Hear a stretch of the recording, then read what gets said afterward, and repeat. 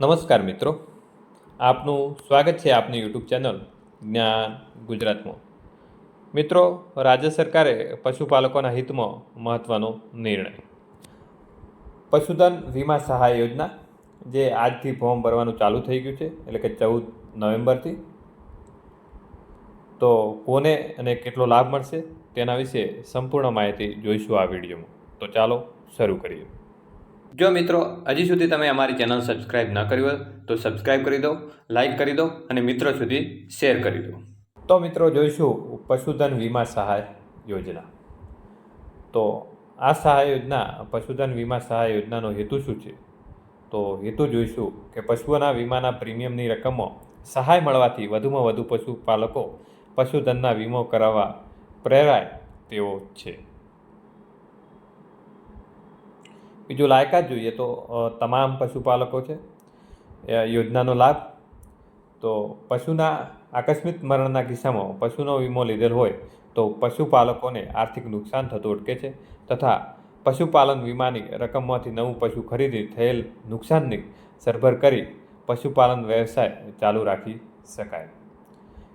યોજનાની અરજીની પદ્ધતિ તો મિત્રો આઈ ખેડૂત પોર્ટલ ઉપર ઓનલાઈન અરજી કરવાની રહેશે. તો તેના વિશે પણ આપણે વિડીયો બનાવીશું. બીજું મિત્રો જોઈશું તો સહાયનું ધોરણ. તો સહાય કેટલી મળશે? તો ભારત સરકારની નેશનલ લાઈવ સ્ટોક મિશન હેઠળ risk management and live stock insurance component તથા રાજ્ય સરકાર તરફથી મળતી સહાય મળવાપાત્ર થશે. અમલીકરણ સંસ્થા તો આ યોજનાના પ્રથમ તબક્કો અમલ રાજ્યના કચ્છ અને સૌરાષ્ટ્ર જિલ્લાઓમાં કરવામાં આવશે.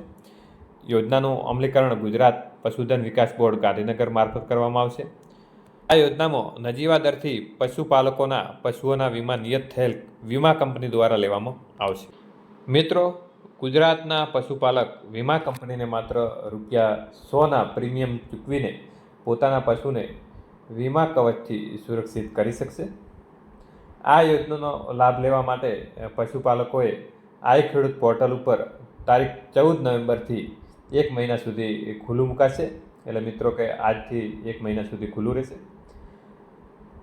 પ્રતિ પશુપાલક 1 થી 3 વેતનના હોય તેવા ગાય ભેંસ વર્ગના મહત્તમ 3 પશુઓ માટે સહાય ચૂકવાશે. એટલે મહત્તમ 3, વધારે 3 પશુઓ માટે સહાય ચૂકવાશે. આ યોજના હેઠળ પ્રથમ તબક્કામાં સૌરાષ્ટ્ર અને કચ્છ વિસ્તારના 50,000 જેટલા પશુઓને આવરી લેવાશે.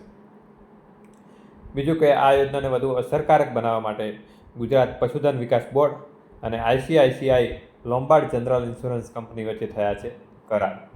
તો મિત્રો માત્ર ₹100 ભરી અને તમે વીમો લઈ શકો છો. બીજો, હાલ આ યોજના ફક્ત કચ્છ અને સૌરાષ્ટ્રના વિસ્તારમાં લાગુ પડશે. મિત્રો, ઓનલાઈન અરજી કેવી રીતે કરવી તેના વિશે આપણે હવે નેક્સ્ટ વિડીયોમાં ચર્ચા કરીશું. આ વિડીયોમાં આટલું જ. ફરી મળશું નવા વિડીયોમાં નવી માહિતી સાથે. જો હજી સુધી તમે અમારી ચેનલને સબસ્ક્રાઈબ ન કરી હોય તો સબસ્ક્રાઈબ, લાઈક અને મિત્રો સુધી શેર કરજો. જય હિન્દ, જય ભારત.